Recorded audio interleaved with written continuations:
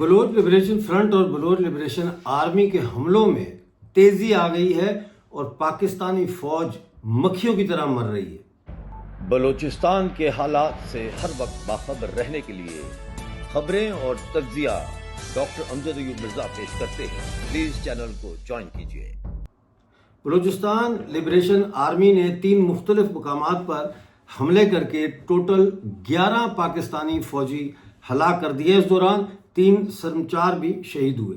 Balochistan liberation army کے ترجمان جیند بلوچ نے میڈیا کو جاری بیان میں کہا ہے کہ سرمچاروں نے مستونگ، مند اور کوئٹہ میں 3 مختلف حملوں کے دوران پاکستانی فوج کے 11 اہلکار ہلاک اور 1 اہلکار کو زندہ حراست میں لے لیا ہے۔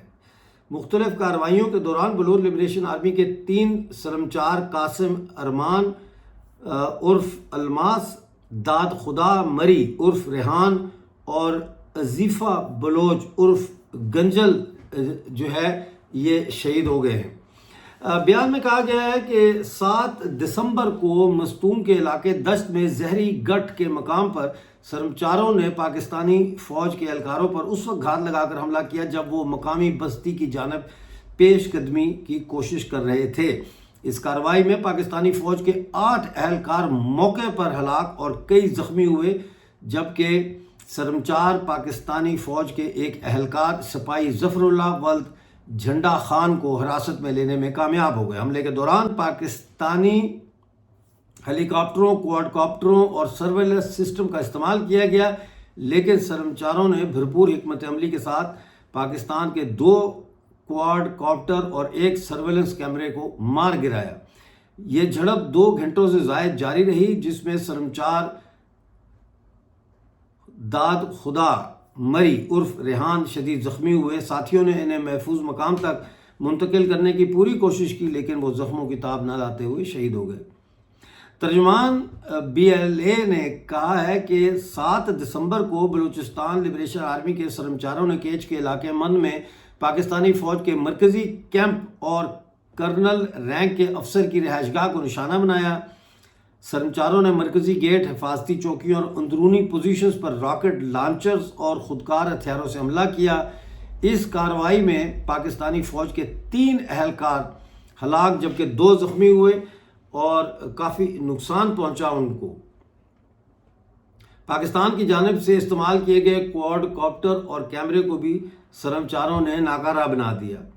گزشتہ شب یعنی 8 دسمبر کو کوئٹہ شہر میں زراعت کالونی کے قریب سرمچاروں نے پاکستان کی ایک چیک پوسٹ کو دستی بموں سے حملہ کر کے نشانہ بنایا، جس میں فوج کو کافی نقصان ہوا۔ اس کے علاوہ ناظرین، بلوچستان لبریشن فرنٹ نے کوئٹہ میں ڈیتھ سکواڈ کے اہلکار پر حملہ کر کے اس کو نیوٹرلائز کیا ہے۔ کوئٹہ میں اور واشک اور بالتگر میں بھی انہوں نے حملے کر کے خاصی بڑی تعداد میں جو اسلحہ ہے وہ ضبط کیا ہے۔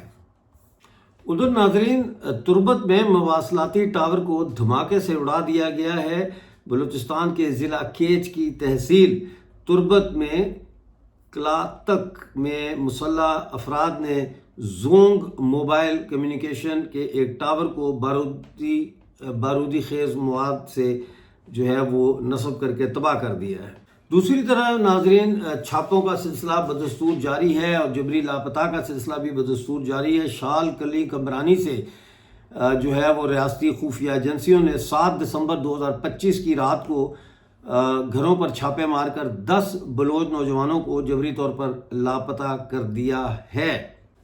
ناظرین، ایک طرف بلوچ سرمچاروں کی لڑائی میں شدت پیدا ہو رہی ہے اور ہر روز کی بنیاد پہ وہ پاکستانی فوج کو بہت بڑا جانی نقصان کا سامنا ہے۔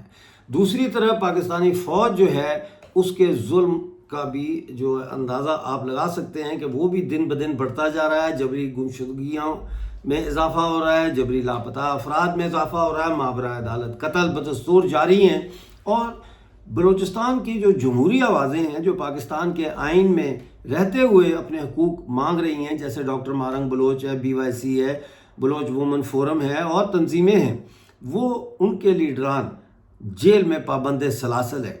یہاں پر یہ بات بڑی ہی کنفیوژن کا سبب بن رہی ہے کہ آخر پاکستان چاہتا کیا ہے۔ نہ پاکستان ان لوگوں کے ساتھ کوئی مذاکرات کرنے کے لیے تیار ہے جو پاکستان کی وحدت کے اندر رہتے ہوئے اصلاحات چاہتے ہیں، اور نہ پاکستان ان لوگوں کے ساتھ مذاکرات کرنے کے لیے تیار ہے جن کی گولیوں کا وہ روزانہ نشانہ بن رہے ہیں۔ بہرحال جیسے ہی کوئی اپڈیٹ آئے گی وہ لے کر آپ کی خدمت میں حاضر ہوں گا۔ اس وقت تک مجھے اجازت دیجیے اور اپنا بہت سارا خیال رکھیے۔